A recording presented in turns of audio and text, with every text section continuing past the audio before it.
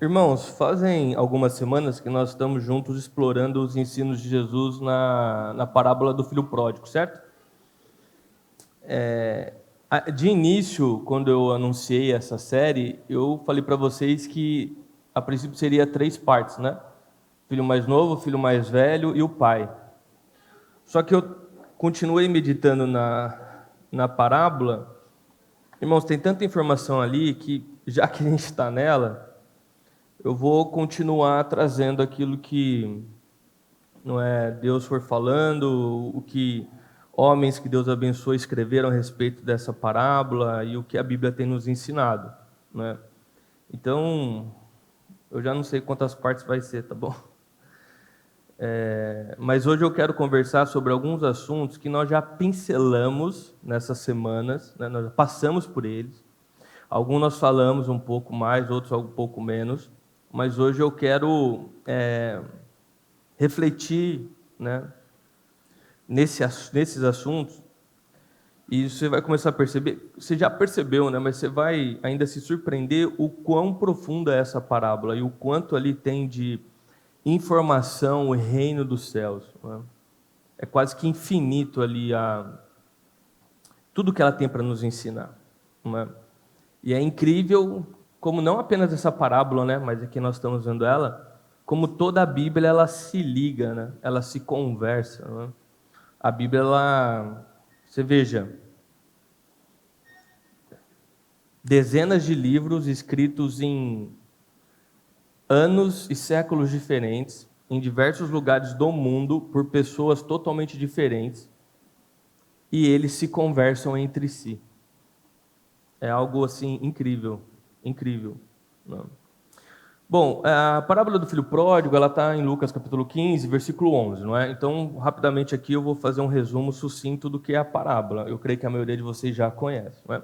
A parábola do filho pródigo, você tem o pai, que ali é Deus representado, você tem o filho mais velho, que ali são os fariseus e religiosos representados, você tem o filho mais novo, não é? Que ali é os pecadores que estão representados. E, de repente, no momento da história, o filho mais novo pede a herança para o pai, porque não quer mais viver sob a autoridade do pai, ele quer viver a vida do jeito que ele acha que deve ser vivida, ele não quer mais o pai se intrometendo, então ele pega essa herança e ele vai embora, não é?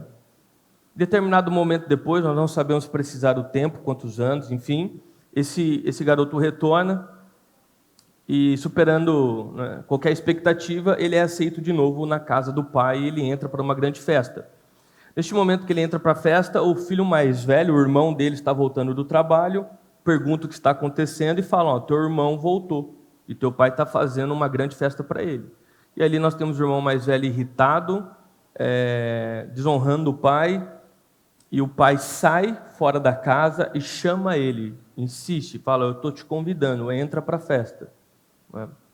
E assim termina a história, né, de forma bem abrupta. E nós vimos o porquê de tudo isso, irmãos.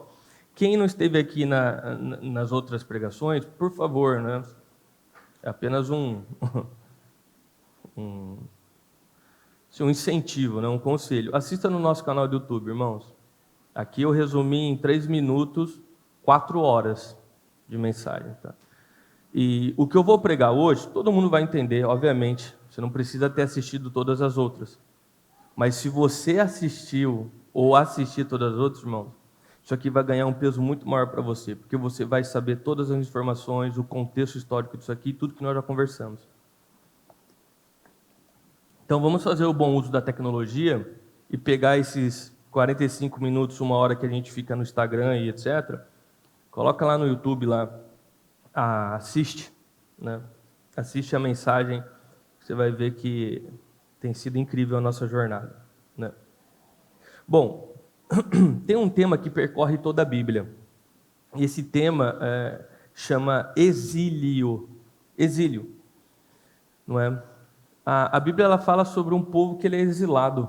Então, você vê que em todo momento na Bíblia você vê Israel sendo levado escravo, uma hora a Babilônia, outra hora a Pérsia, depois nós temos... Será que a pilha está acabando? Depois nós temos o governo, o Império Romano, né? E nós temos, assim, Israel do Norte sendo levado como exilados, Sul, depois todo o povo, enfim, né? Nós vemos esse tema se repetindo na Bíblia, né? Um povo que é exilado. O que é exilado? É uma pessoa que é retirada da sua terra, da sua casa, mas porque ela precisou, ela foi obrigada, não foi porque ela, né? Eu quero mudar para um lugar melhor. Ela foi arrancada. Diversas questões, guerra, política, entre outros, né? Sobrevivência e etc. Então esse tema ele começa em Gênesis e ele só acaba lá em Apocalipse, né? E nessa parábola, Jesus ele traz de forma brilhante esse tema, que é o exílio, e ele termina, depois de pintar um quadro terrível, ele termina nos dando um banho de esperança. Não somente para nós, mas para este mundo que nós vivemos, certo? Na parábola, que é o versículo 13, o irmão mais novo então pediu a herança, não é? Desejando que o pai morresse. E o texto fala que ele partiu para uma terra distante. Então nós temos a figura do irmão mais novo. Ele sai da sua terra, ou seja, ele deixa a sua casa e ele vai para bem longe de lá. E qual que é a grande expectativa dele? Saindo ali da terra dele, da casa dele, saindo de perto do pai, ele espera encontrar sentido na vida dele, ele espera encontrar a plenitude dos desejos que ele tem, ele quer realizar esses sonhos, esses desejos.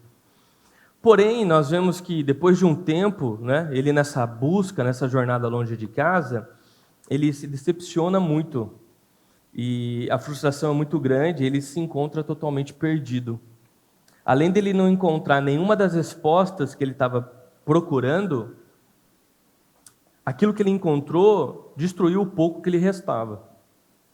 E aí nós temos a figura do filho mais novo, né, dentro de um chiqueiro com porcos, se lembrando da sua casa. Ele lembra como era na casa dele. Ele lembra como era na terra dele, como o pai providenciava a comida e tudo o que ele precisava. E ele começa então a sentir saudades de casa, ao ponto que ele deseja voltar para a casa dele, não é? Ele quer voltar para o lugar que ele saiu, ele quer voltar para o lugar que ele foi criado, não é? E eu me lembro, época de ouro da TV brasileira que eu peguei, vocês também, não é? Tinha o programa do Gugu, não é? E no programa do Gugu, se eu não me engano, era do Gugu. Tinha o De Volta para a Minha Terra, ou De Volta para a Minha Casa, algo assim. Que era o quê? Pegava alguma pessoa que foi exilada, ou seja, sei lá, uma pessoa que morava no Nordeste e, por questão de sobrevivência, teve que sair da terra dela, da casa, para buscar melhores condições, sei lá, estado de São Paulo. Chegando aqui, não foi tudo aquilo que imaginou e sonha agora em retornar para casa, em sentir o sentimento que sentia lá na casa, voltar para a terra dela, né? E isso era tão forte nas pessoas, é tão forte, que se tornou um programa na televisão, porque as pessoas querem assistir isso, e isso é um desejo que acompanha as pessoas, né? E, de fato, as pessoas gastam, assim, muito dinheiro apenas para poder, às vezes, revisitar a cidade que nasceu, ou revisitar a casa que nasceu, né? Tá de volta na terra natal, né? No bairro. Eu me lembro que eu guardo na lembrança, né? Várias vezes que nós íamos para Bauru em família, eu e toda a minha família, nascidos e criados em Bauru, né? E meu pai, quando ele entrava em Bauru, ele pegava um caminho nada a ver, assim, ele passava por umas vielas, ele caía dentro de um bairro bem antigo. E aí ele ia contando as histórias dele lá. Porque foi onde ele nasceu, né? O bairro ali foi onde ele foi criado, né? Então, e aquilo tinha grande significado para ele, né? Então ele entrava por ali porque ele estava buscando alguma coisa, né? Em passar por aquele bairro de novo. E eu repito a mesma história. Quando eu vou para Bauru, eu vou no bairro que eu nasci, eu paro na frente da casa, eu olho para o portão, olho para a rua, vem lembranças na minha cabeça. Talvez você faça isso também, se você tiver oportunidade. Se você não tem oportunidade de ir, você revisita aquele lugar na tua mente, né? E tipo, o que eu estou procurando lá, você entende? Porque vai fazer 36 anos que eu já nasci. Assim, quase 30 anos que eu não estou mais naquela casa. Tudo mudou, o bairro mudou, a casa mudou. Parte dela já foi demolida. Então, o que eu estou procurando lá? Sabe? Talvez os mesmos sentimentos, eu estou procurando algum sentimento de pertencimento, um afeto, um sentimento de se sentir pleno, de se encontrar com a tua essência novamente, de ver quais são suas raízes, enfim, não sei. Sentimento de, talvez vou resumir, estar em casa novamente, sabe? Mas a grande verdade é que eu vou lá com grandes expectativas desses sentimentos que se despertam, mas eu saio de lá com uma grande sensação de perda. Por que perda? Porque esses sentimentos são despertados, mas eles não são atendidos. Você entende? Eu não consigo viver ou encontrar o sentimento, a sensação que eu estou procurando naquele lugar, né? Então você vê que coisa muito louca. A gente procura os lugares que foram o nosso lar, procuramos nossa terra natal, expectativa de ali encontrar, né, a casa, né, nossa terra, nossa casa, nosso lar. Só que quando nós chegamos lá, existe uma decepção, porque as sensações são despertadas, mas elas não são atendidas. Você sai de lá com as mesmas sensações, só que pior, né? E é assim, sim, tem cheiros, sons, tem coisas que despertam lembranças de nós,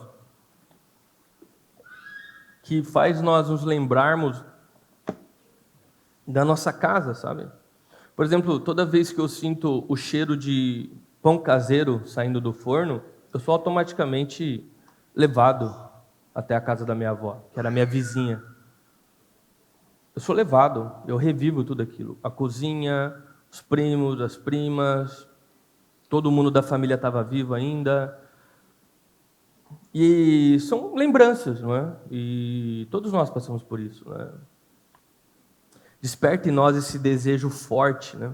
Só que, de novo, é uma frustração. Por quê? Porque esse desejo não é atendido. Aquilo que você está buscando lá, você não encontra, né?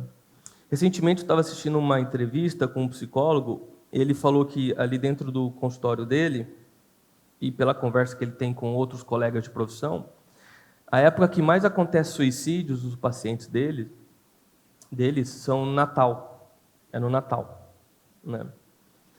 E ele explicou, falou, ó, no Natal as pessoas criam uma esperança de recriar aquele ambiente do lar, da casa de novo, né? A plenitude da família, enfim, eles criam uma expectativa de poder reviver algo que eles estão procurando. E eles imaginam que no Natal, recriando aquilo ali, eles vão ter uma sensação plena de afeto, uma sensação plena de alegria, de sentido, de propósito. Mas o tombo é muito grande também, porque a expectativa é grande e a resposta não existe. Então as pessoas se frustram e muitas desistem da vida, elas se matam literalmente, né? Eu costumo passar longos períodos do meu dia sentado pensando, né? Irmãos, se vocês pudessem ir em casa meio à meia-noite, 1h30 da manhã, você ia me ver muito provavelmente ou sentado na poltrona no escritório, ou sentado numa cadeira, ou no chão no meu quintal. Irmãos, às vezes eu fico 1h30, 2 horas. Fazendo o quê? Parado pensando, né? Penso demais. Talvez esse seja o meu grande problema. E eu, assim, teve um momento, uma época da minha vida, que eu comecei a reparar que meus pensamentos sempre se voltavam a eu tentar resolver o problema de saudade, mas eu não sabia muito bem a saudade do quê. É como se eu estivesse procurando alguma coisa ou alguém que eu fui separado e eu estou passando pela vida procurando isso e eu tento encontrar em lugares, em pessoas, em situações e eu simplesmente não encontro. Simplesmente não encontro. Não encontrava, né? E por muito tempo foi uma busca bem frustrante, né? Tem um escritor que eu gosto muito, assim, é o C.S. Lewis, né? Provavelmente você o conhece. E ele tem alguns escritos dele em que ele descreveu essa mesma sensação. E ele colocou um nome nisso. E ele colocou isso como nome saudade espiritual. Esse é o nome que ele dava para esse sentimento, essa busca. Porque o que me parece, irmãos, é que nós, humanos, nós vivemos tipo uma eterna nostalgia. Parece que toda hora nós estamos tentando reencontrar alguma coisa ou alguma pessoa que em algum momento nós somos separados. E aí nós voltamos para a casa que nós nascemos, nós tentamos recriar os mesmos ambientes, nós compramos os brinquedos que nós tínhamos na nossa infância. Mas parece que a gente nunca consegue entrar nessa porta. Parece que é uma porta que você está olhando lá de fora e você nunca de fato chega nela, você nunca de fato entra nela. Não é? Aí você pode pensar, né? Eu acho que eu estou ficando louco, né? Acho que eu estou pirando da cabeça. Não é? Mas, irmão, isso não é uma loucura. Né? Esse sentimento que percorre todos nós, e você não é exclusivo, é um indicador muito claro da sua verdadeira situação nesse mundo. Tá? Perceba que, em certa medida, nós somos o filho mais novo. Por quê? Porque nós estamos longe de casa e sentimos saudades de casa. E você vai se dar conta que nós estamos sempre caminhando nessa jornada da vida, mas nós nunca chegamos lá. Né? As casas por onde nós passamos, que foram nossos lares, a família, as coisas, elas não passam de hospedarias na vida, que você fica um tempo e vai, e depois você tenta voltar nelas, reencontrar algo que você nem sabe ao certo o que é. Né? Então perceba que as casas, o nosso lar, tudo isso que nos remete, que nós tentamos procurar algo, assim, você pode voltar naquela casa, mas ela não é o seu lar, sabe? Ela apenas desperta um sentimento que você procura, mas ela em si não é o que você procura. Agora a grande pergunta é, e da onde vem essa busca na alma de todo ser humano? Vem da saudade da sua alma. É algo que transcende esse mundo. E quando você logo abre a Bíblia, você encontra o que você estava procurando. Porque logo em Gênesis, descaradamente, explicitamente mostra o que de fato nós perdemos. E o que nós perdemos? Deus criou um local, uma terra, para nós morarmos naquele local. Um jardim, enfim, animais, água, céu. E nós fomos criados para ficar ali. Ali era casa, ali era lar. Não é? Ali era onde o ser humano, a raça humana foi criada para viver e ali compartilhar de Deus face a face, sabe? Mas assim como o irmão mais novo na parábola do filho pródigo, nós, em algum momento, e quando eu falo nós, estou me referindo à raça humana, em algum momento nós achamos, acreditamos que nós poderíamos viver melhor, que se nós fizéssemos as coisas do nosso jeito e da forma como nós acreditamos que teria que ser, seria melhor para nós. Então, assim como o irmão mais novo, o que nós estamos querendo? Viver a nossa vida sem a intromissão do Pai. Nós não queremos que o Pai venha falar o que eu tenho que fazer, a hora que eu tenho que fazer, a forma que eu tenho que viver. E eu quero viver de acordo com as minhas próprias regras. Entende? E a humanidade fez essa escolha e continua fazendo até hoje, essa é a verdade. não é? E para isso, assim como o filho mais novo, a humanidade decidiu sair de casa. E não é que simplesmente saiu de casa, ela foi exilada de casa. Você vê Adão e Eva, eles tiveram que sair de casa. Eles tiveram que deixar o local onde eles foram criados, o local que de fato era a casa deles, não é? E ali toda a humanidade saiu da casa. Não é? Pela mesma razão do irmão mais novo, a humanidade perdeu a sua casa, perdeu o seu lar. Nós falamos isso semana passada, irmão, sobre perdão. Alguém tinha que pagar um preço. Alguém tinha que vir fraco, frágil, tinha que ser exilado, abandonado, traído pelos seus amigos, morto, sendo deixado fora da casa, abandonado pelo Pai, para que nós pudéssemos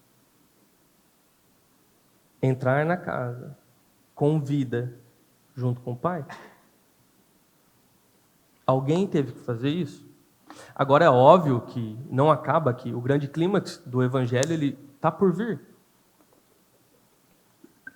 Nós temos a ressurreição de Cristo, não é? A saída do túmulo, não é? Onde ali claramente Cristo destruiu a morte. A morte não pôde contê-lo. E ali começou uma demonstração de grande poder, não é? Então, destruindo a morte, o pecado que assola o mundo, podendo voltar finalmente para casa, junto ao Pai.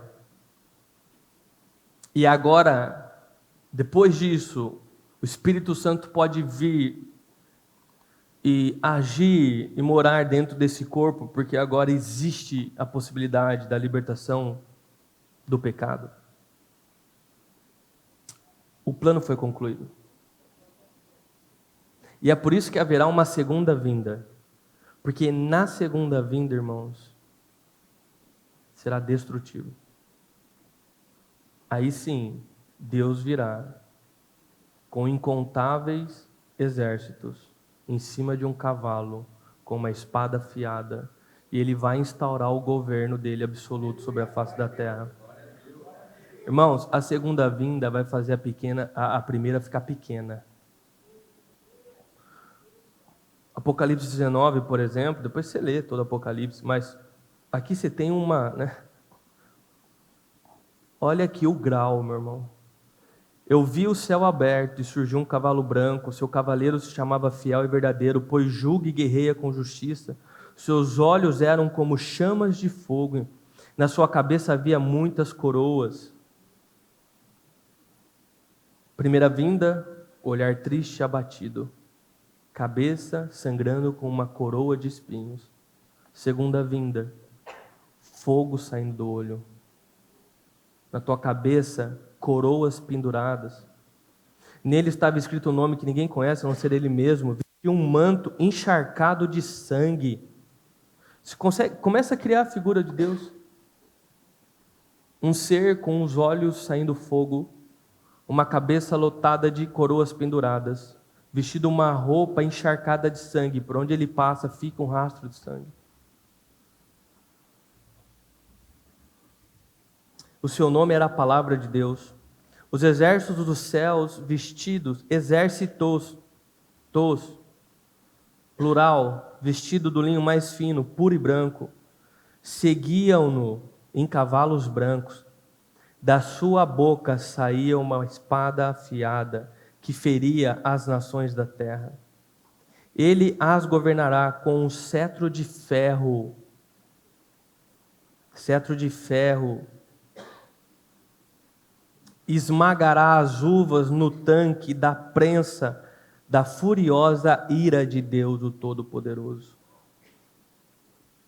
Então viu um anjo em pé no sol e gritava para as aves que voavam no ponto mais alto do céu: venham, reúnem-se para o grande banquete que Deus preparou. Venham e comam a carne dos reis, dos generais, dos fortes guerreiros, dos cavalos e seus cavaleiros. Coma a carne de toda a humanidade, escravos e livres, pequenos e grandes. Depois ouvi a besta e o rei da terra e seus exércitos reunidos para lutarem contra aquele que montava o cavalo branco e seus exércitos. Mas a besta foi presa e com ela o falso profeta que fazia sinais em seu nome, sinais que enganaram todos que haviam recebido a marca da besta e adoravam sua estátua.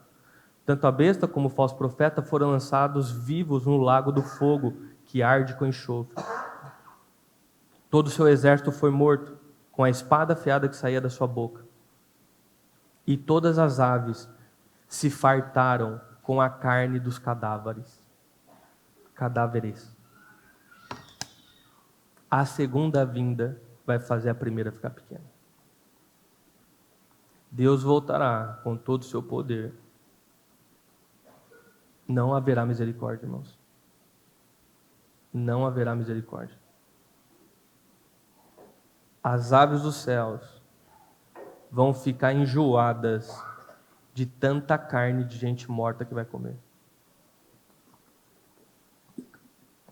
Dos demônios que foram lançados. O problema é que na nossa teologia, ainda mais hoje em dia, no bem-estar, né? A teologia do eu posso, vitorioso, não existe essa passagem. Deus é bom, irmãos? Deus é maravilhoso.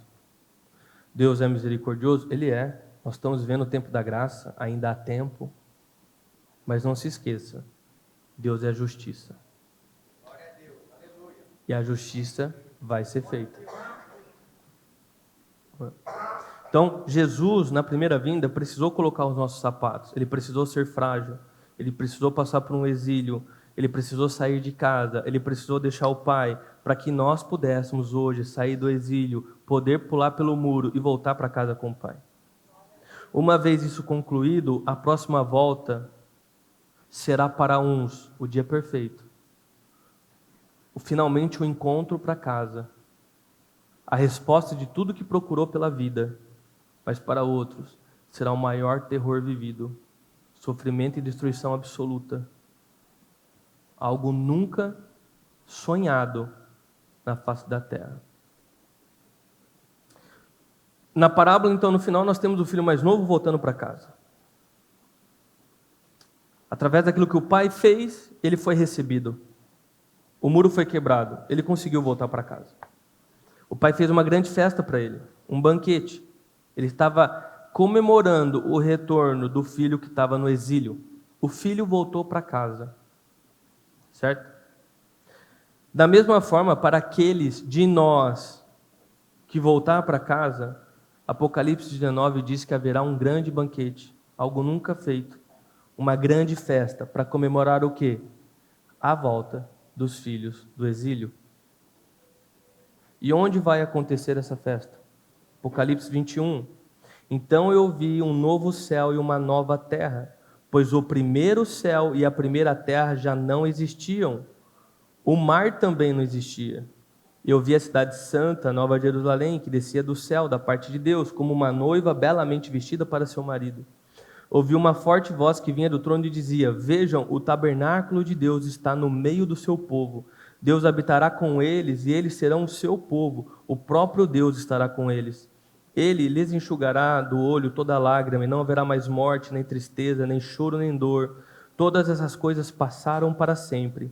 E aquele que estava sentado no trono disse: Vejam, faço nova todas as coisas. E em seguida disse: Escreva isto, pois o que eu lhe digo é digno de confiança e verdadeiro. E disse ainda: Está terminado. Eu sou o Alfa e o Ômega. Eu sou o princípio e o fim. A quem tiver sede, eu darei de beber gratuitamente das fontes de água vida, das águas da vida. O vitorioso herdará todas essas bênçãos, e eu serei seu Deus, e eles serão meus filhos. O banquete vai acontecer neste mundo. Deus não veio e quebrou o poder do pecado do ser humano para restaurar o ser humano? E Deus não quebrou o poder do pecado para restaurar o mundo? Novos céus, nova terra, novo corpo, corpo glorificado, novos corpos, nova terra, novo céu. Jerusalém desceu, a cidade santa desceu. Vocês estão percebendo? A restauração completa dos seres humanos e dessa terra. A eternidade será neste local, numa nova terra. A casa será aqui, mas hoje ela não está aqui, porque está deturpada. Nós estamos deturpados. Mas o jardim será aqui. E o Timothy Keller, ele termina, ele fala assim: ao contrário do fundador de qualquer das grandes religiões, Jesus dá esperança para a vida humana comum. Nosso futuro não será uma forma de consciência etérea e impessoal. Não ficaremos flutuando no ar, mas nós comeremos, nós iremos nos abraçar, nós iremos cantar, nós vamos rir, dançaremos, nós iremos reconhecer as pessoas. Nós estaremos juntos em comunidade, perfeição e harmonia. Haverá trabalho, haverá festa.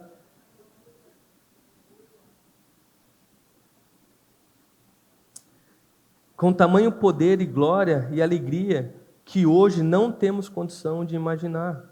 Jesus transformará o mundo de novo em nossa casa perfeita. Jamais viveremos novamente fora do Éden, sempre vagando e nunca chegando. Nós chegaremos e o Pai virá ao nosso encontro, nos abraçará e seremos conduzidos para o banquete.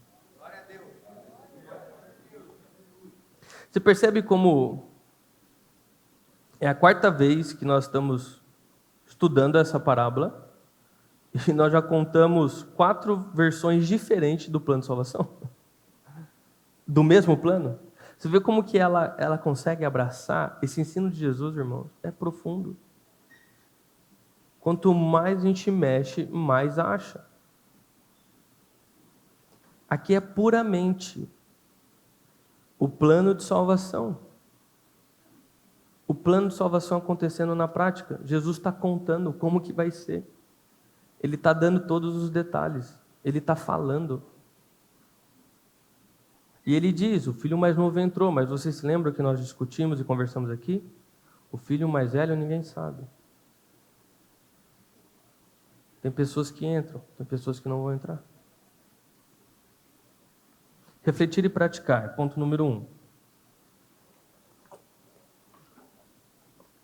Como eu falei para vocês, eu gosto muito do C.S. Lewis. E eu coloquei hoje os 3 pontos, uma frase deles. Frase do C.S. Lewis. Tá? O Filho de Deus tornou-se homem para possibilitar que os homens se tornassem filhos de Deus. Esse é o primeiro ponto. Ponto 2.